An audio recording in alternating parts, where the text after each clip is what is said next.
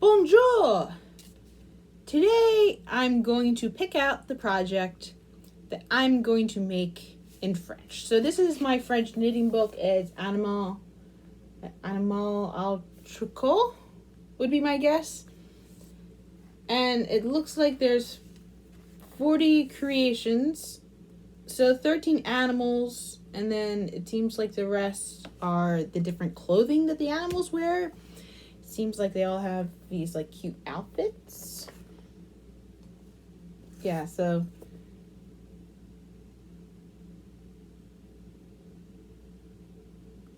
in the back it says make your own menagerie from this collection with different clothing and accessories.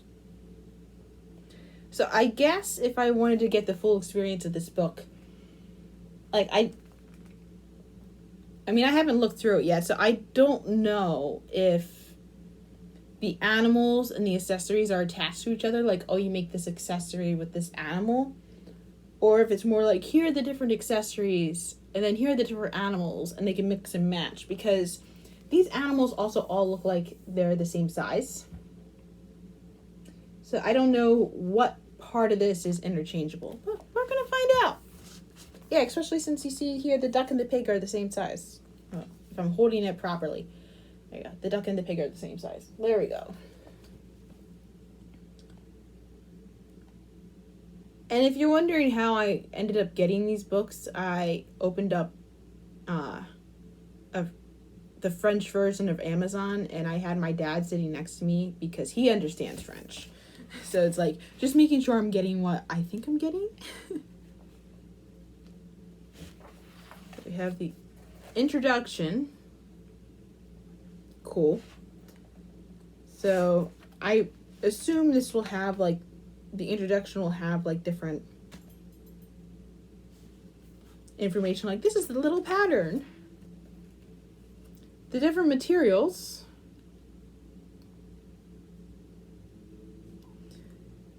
she jet stonewashed, like that's such a weird word, like if I'm holding it right, like she jeps.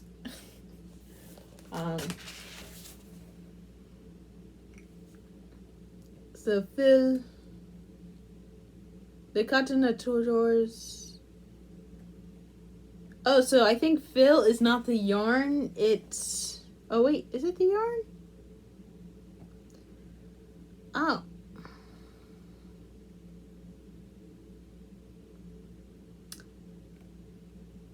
Maybe Phil is the yarn? When I think Phil, I think like polyfill. I think the stuff you put inside. But it looks like all of the models use the same yarn. But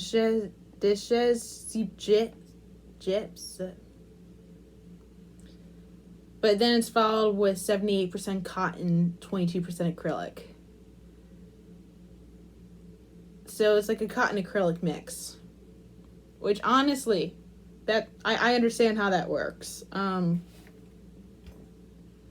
That explains the texture these animals have if it's stonewashed. Or some of them are also just 100% cotton. So Katona, denim, then 100% cotton. The type 4 ply. So the interesting thing here is like, I don't know if it's the fact that English has so many like French words transplanted into it, or if it's simply the fact that the French Academy, like the French language has like an academy that controls what words can and cannot be French. So in order to get around a lot of the rules, the French just transplants a lot of English words in it because the French word would be bleh. Or to be more complicated. Yeah, as far as I know, the English language, it's like, you create a word? Great, it's a word now. French, it's more like, we are trying to control this.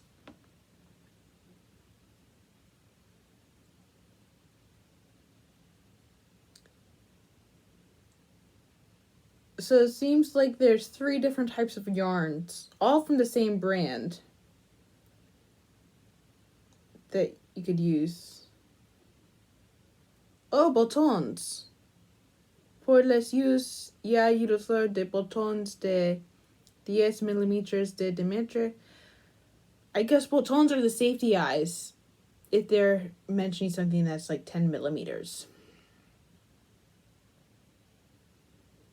Yes, that's.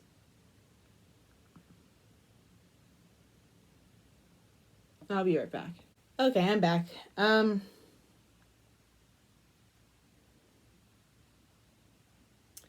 So with the different animals here, there's something that says like aguiles.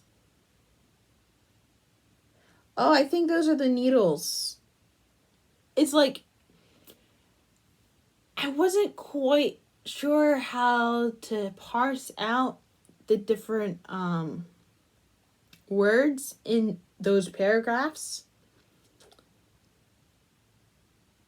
But I could tell from the location on the page that it was something important, especially since there was a heading. So it's telling it.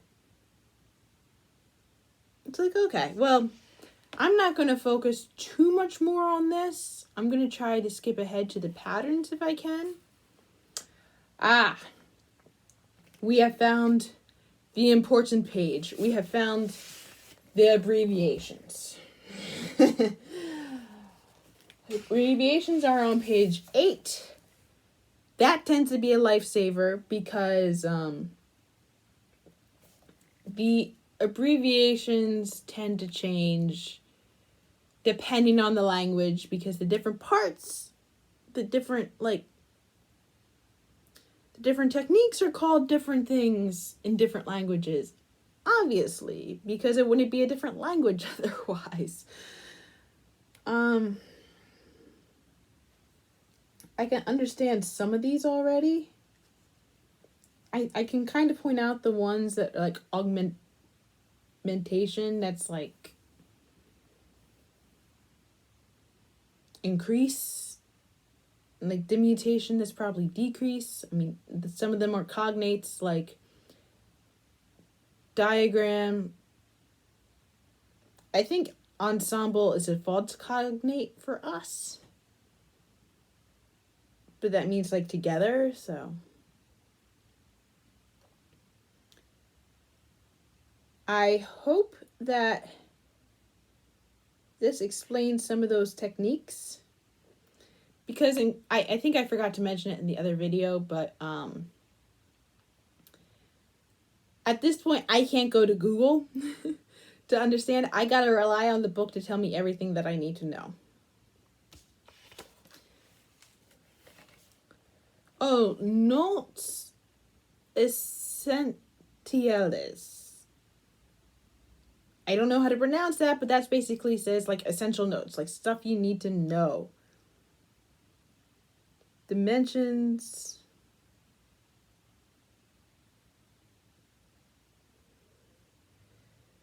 So for the models, I guess dimensions is like, I think this is the book saying this is the gauge for all the projects. I think that's why there's a whole separate page for this. Like, this is what I'm looking at, yeah? And then Enchantillions, they're mentioning, like, actual numbers, like 29 mallets and 47 rangs in Jersey and Draught. Yeah. That's the gauge for the animals, and that's the gauge for all the clothing. Because while I don't really recognize mallets and rangs, I've recognized like the format of that, and the format of that is how you would say like gauge is like 24 rows of or like 24 stitches over 10 rows equals 4 inches. And there it's followed by 10 by 10 centimeters.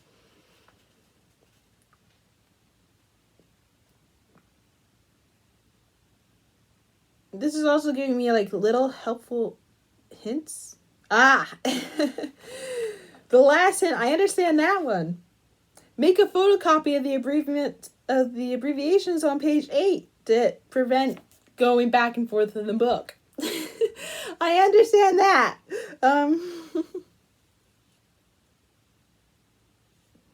There's another one that says use the Untitled method for rang is row. Rang is row because it says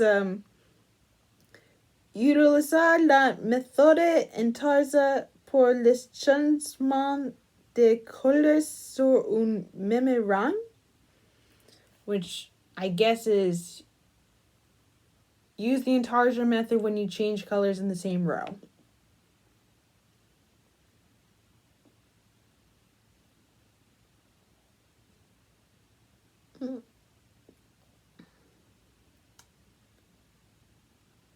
Okay.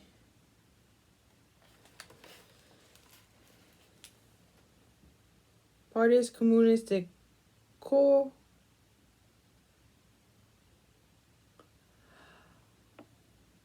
Ha! I called it.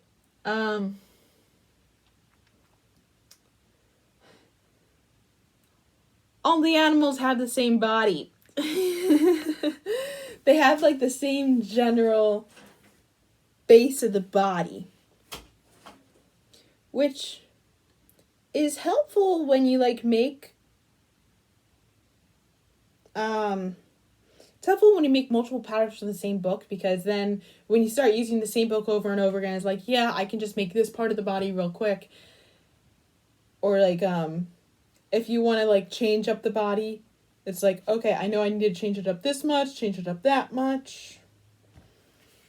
So now it's kind of telling me this is the basic part of the bodies, but if you're going to make it with one color, if you're going to make it with two colors, if you're going to make it with a little pattern, that's what's going on here.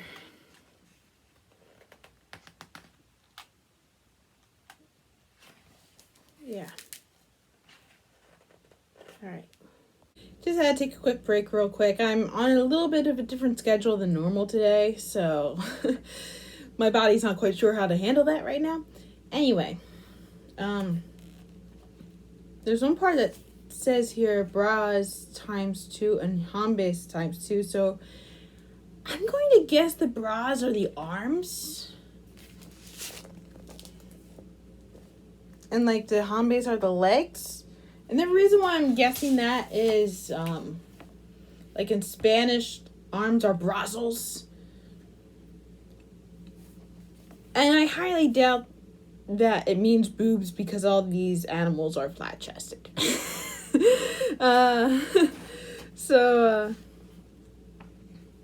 I guess whatever pattern I start from, I'm going to have to come back to this page and follow along. So, finally, the animals. We're going to get to look at the animals. I get to decide which one is the cutest. It's basically a knitting bachelor. So you start with this one. It's George Lechin. So George is a dog.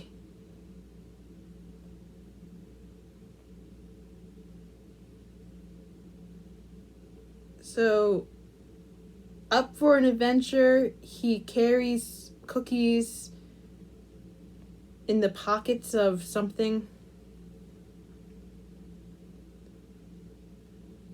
And I have no idea what that last sentence means. I guess it pairs up with like another pattern, but George is kind of cute. I mean, I'm not as likely to do a dog or a cat because I'd rather have a little bit of a weirder animal, but George is pretty adorable. Oh, okay. So the clothing is made for the animal itself. That takes some of the thinking out of it. Thank God. Okay. Yeah, we start with the dog. Then we have all the different clothing. Okay. And then next we have Belle le Chat. So, I mean, you start with the dog, you gotta follow the cat, right? Isn't it kind of like people who think like all this kind of plays into with the outfit choices that people think all dogs are boys and all cats are girls. I never really fallen into that. Like, I probably because my grandfather always insisted on having female dogs, so I guess I never got into that particular habit. But let's see.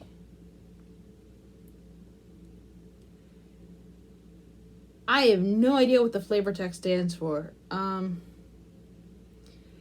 The flavor text here is not like the Spanish, like, I guess I'm comparing it to the Spanish crochet book because that had a lot more flavor text.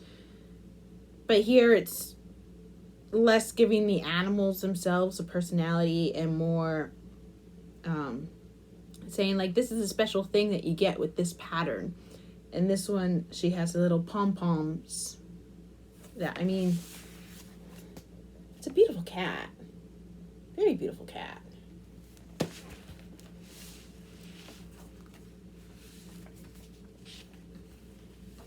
You know, so we start with that, and then we... Obviously, I may not stick with the same color choices. Ha ha ha, Noah le cheval. This is a horse. So Noah likes to gallop. Has a little t-shirt and overalls. Ideal for the life outdoors, it says. But that's Noah. He's cute. Oh my gosh. Honestly, I find the style of a lot of these cute, but so far he's the cutest one.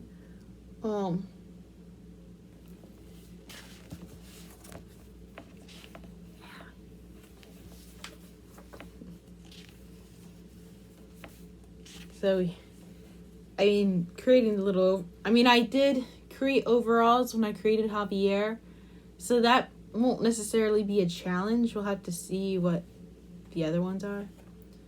Dorothy La Cerise. This is a mouse. Ooh, she's elegant.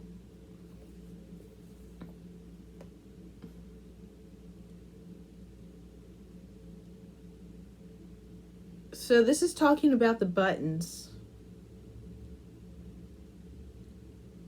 Oh.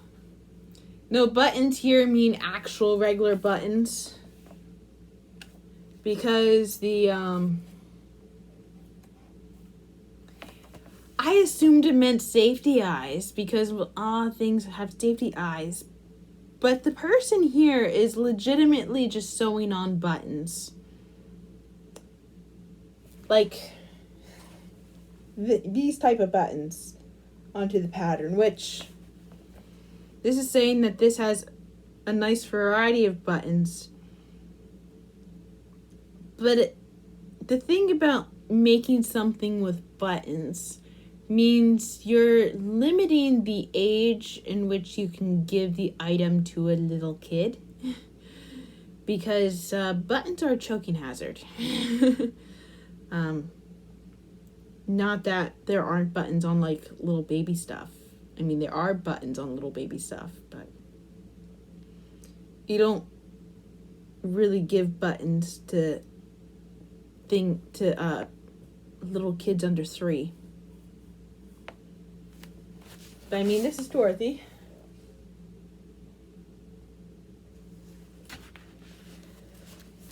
She also loves something.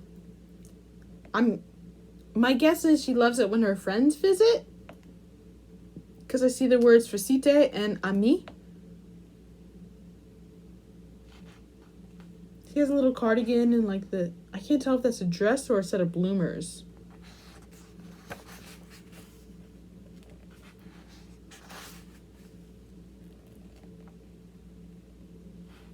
It's Pantacourt.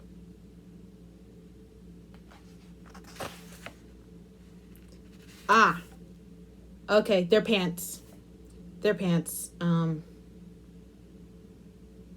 Because of the way the picture made it look. Ooh, we have the fox. It's got a little dress on. That over... I mean, the last time I attempted to make a fox, I got bored and I never finished it. So I'm less likely to choose a fox. But it might be worth it just for that coat. This is Charlotte. I like the coat more than I like the stuffed animal in this case. I want that coat for me. I would look stunning in that coat. But I'm not 18 inches tall. I am 67 inches tall.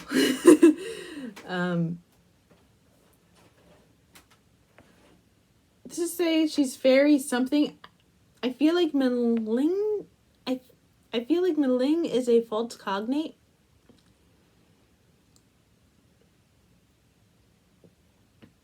But it's for an adventure in the village. In Ville, okay. Oh. She likes going to the science museum. I understand the word musée. Les musées des sciences. She's got a cute little bag too. If I do Charlotte, it's going to be for the outfit and not for the animal.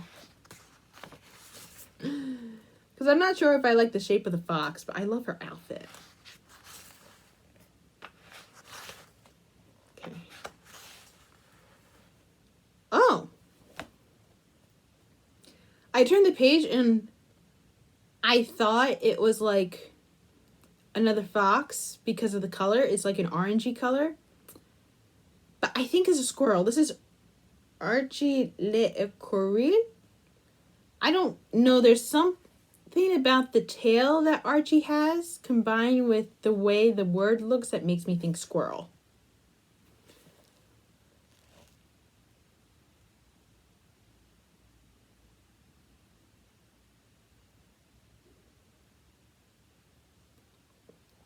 He has like a fake tie. The vest is cute. The pants are cute. I can kind of understand the fake tie because you want it to lie flat.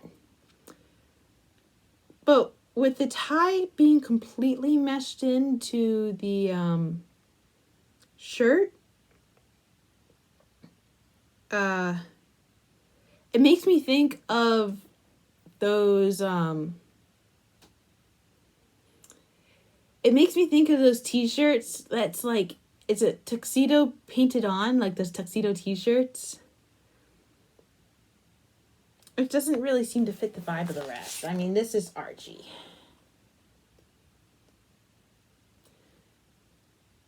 Cute shoes, though.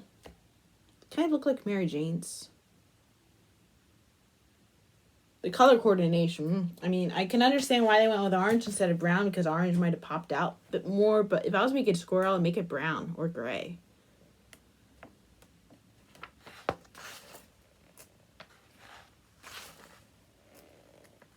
A cravat. That's tie.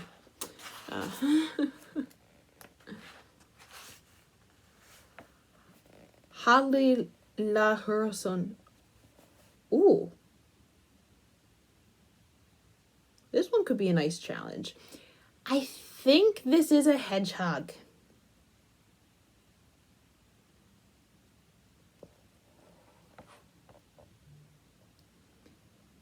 Yeah, it says her robe is particularly pretty. I mean, her robe would be interesting to... Looks like it'd be an interesting thing to learn to make. This is Holly. It would be interesting to figure out how they do the knit part for the little hedgehog bumps.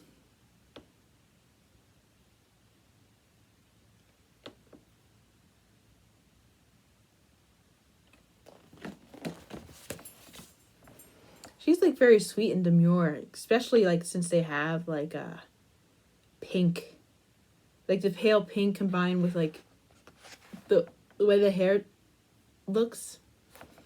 It reminds me of how a lot of my classmates looked in elementary school for some reason. Oh, yeah. She has all the bumps.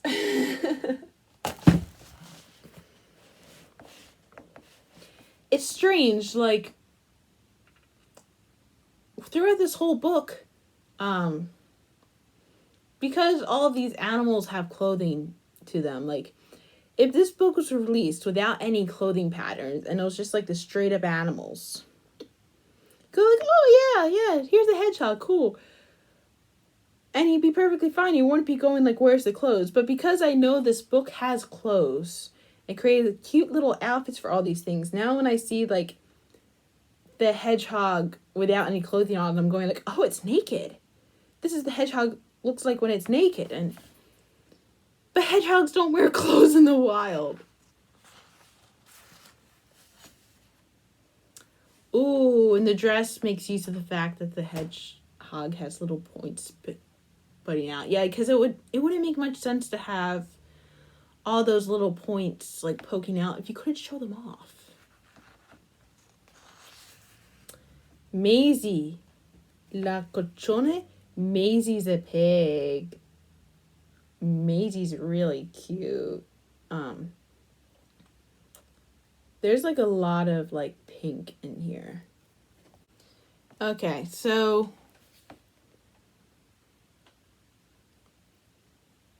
Grease Favori. I guess it's saying she's wearing her favorite gray sweater.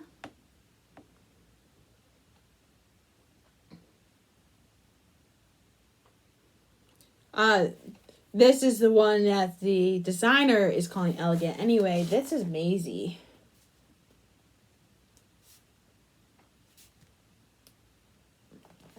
She does have a bit of an elegance to her.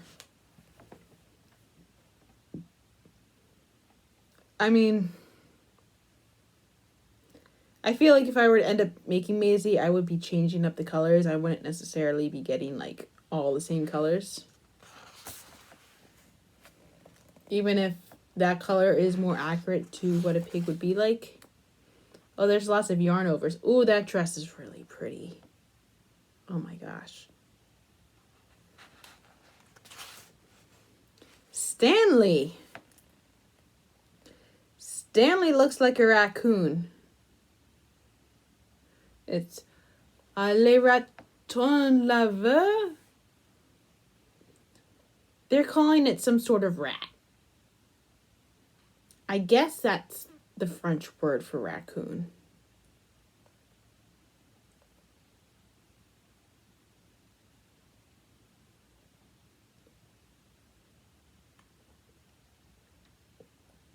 I mean, this is definitely a more sporty outfit. I do love the pattern that's on the sweater. And like that would be pretty simple to knit, honestly. And that's pretty cool too.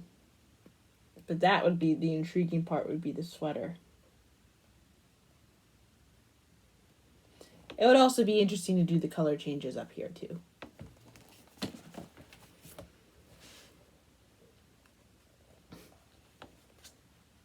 My grandfather's name was Stanley.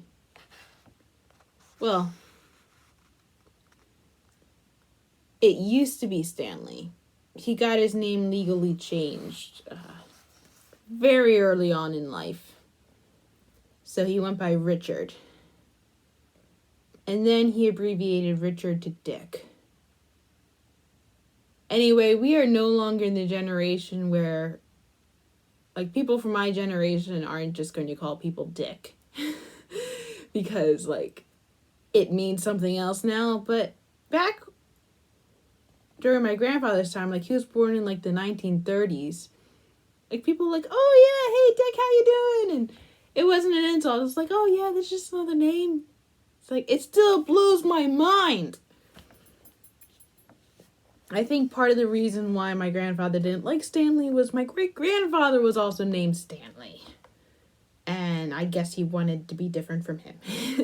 Understandably. Like, honestly, I don't really understand the appeal of having the kid have the same exact name as you, because theoretically the kid is going to live in the same house as you, and you want to be able to like call the kid and know that you're calling for them.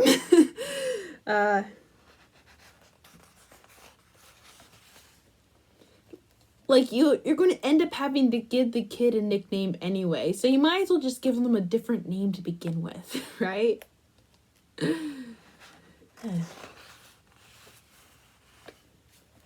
Anyway, we are to our next animal, which is Tililahas. This is a rabbit. The person here who's created the patterns, what's the name of the person? It's Louise Crowther, would be my guess. She has a sense of style when it comes to colors. Like there have been no color combinations yet that made me look at it and go like, oh my god, these colors don't go together. Like, no, these colors are all clearly within the same family. She's got that figured out, which, good on her. Even though I know with the yarn that I have available, unless I want to like go out and buy the particular yarn and then wait for it, I'm probably not going to be using the same type of yarns. My thing is probably going to be more vibrant.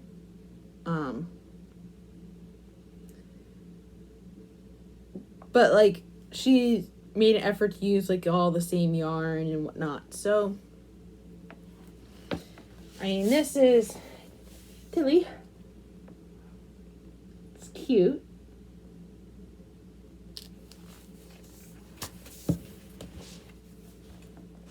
Kind of like how there's little carrots in the cardigan. And like there's some sort of like special work with the dress too. Oh, there's a pom-pom on the butt. Be quite honest, I am not fond of pom-poms. But it is what it is. Ooh. Emilia Lacane. So this is a duck. Of some sort.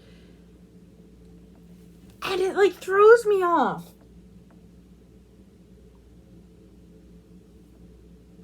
Because the duck has arms. It's like, but it's a bird. Wouldn't you replace the arms with wings? It kind of reminds me of that Roald Dahl story. It's not one of his well-known ones. It's called The Magic Finger, I think. But it really sticks out in my mind. Where this little girl sees her next door neighbors going to shoot a bunch of ducks.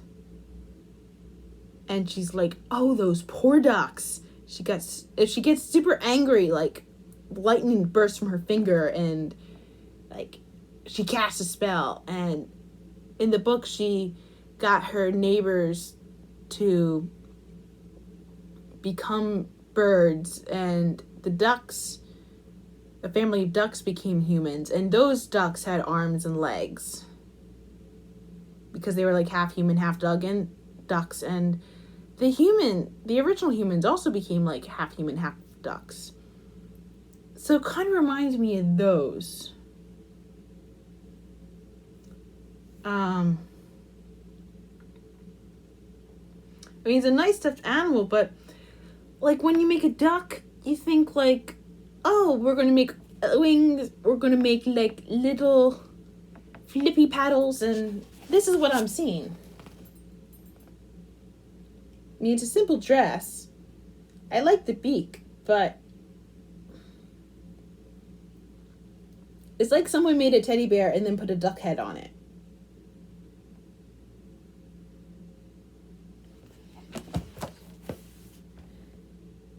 That's a bit disconcerting.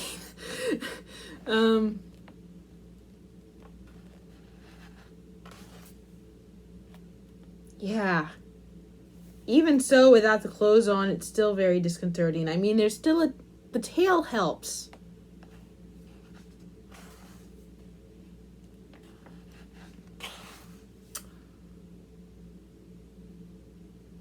Ooh. This may be our guy.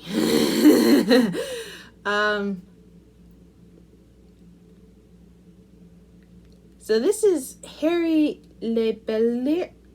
I don't know how to pronounce that, but it's a ram. Oh my gosh, yeah.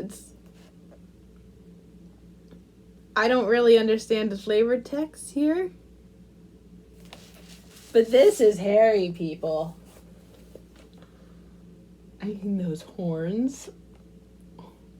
And also, like, it's not the most, like, difficult texture out of all the things that we've seen so far. But, I mean, it's still, like, nice and textured. It's, like, plain but decorated at the same time. And then also, like, so we got the horns here. And then we got whatever this texture is. It's kind of like with the hedgehog. That being said, maybe making something with horns is a little bit too similar to the goat from before. But I really like how hairy looks. Oh my gosh. The first college I went to, the mascot was a ram. And they had a little ram stuffed animal, and I never got it. And I kind of regretted not getting it, even though that's not the college I got my degree from. When I ended up going to a different college, and the mascot became an owl, and they had an owl stuffed animal, I was like, we're getting that for me. And I do not regret that one bit. Yeah.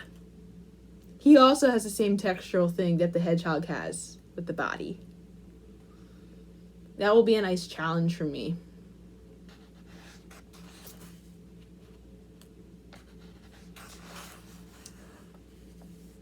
Oh my gosh. So we have an owl. This is Louis the owl. It's La Coquette. I love Louis's outfit. Or is it Louis in this case? I love Louis's outfit. But again, it's an owl with arms and legs instead of wings and claws. I mean, I guess if you want the sneakers, you gotta have like that. I mean, this is what I'm seeing. This doesn't look like an owl. This looks like a human who's dressing up as an owl furry. Which there's nothing wrong with that. Except he can't fly. He can't fly. If I'm gonna spend the time crocheting a bird or knitting a bird, I want it to at least have the appearance that is going to fly, unless I'm like making an ostrich which can't fly in real life, or a penguin which can't fly in real life. But even so, penguins have wings. They both have wings.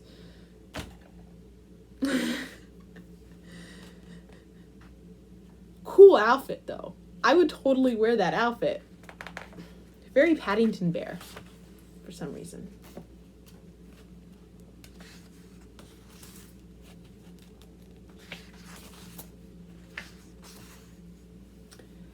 Oh.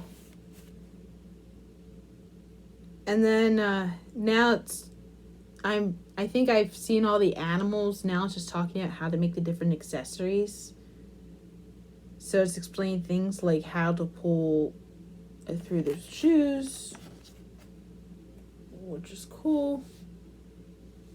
Yeah, it's focusing on the shoes.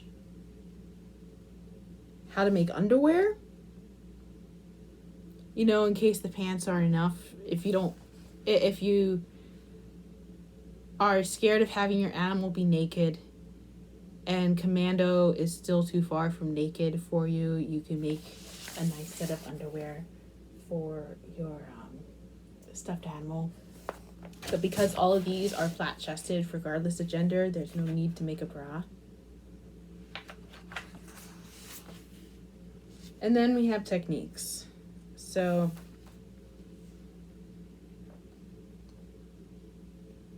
it shows like all different techniques.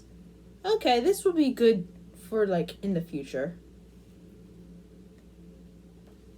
Okay. Tarja, yeah. So now I gotta choose one of these. And if we're being quite honest, you probably already know which one I'm going to choose. I want to make Harry. I want Harry. Even though I've already made something with a horn in a previous thing, that was crochet. This is knit. This is different. But that is the most aesthetically appealing one to me. If the birds had wings, I might have chosen one of them. If I were to make the birds in the future, I would probably attempt to like make a set of wings and then have them go through wings like that. But we are here to follow directions.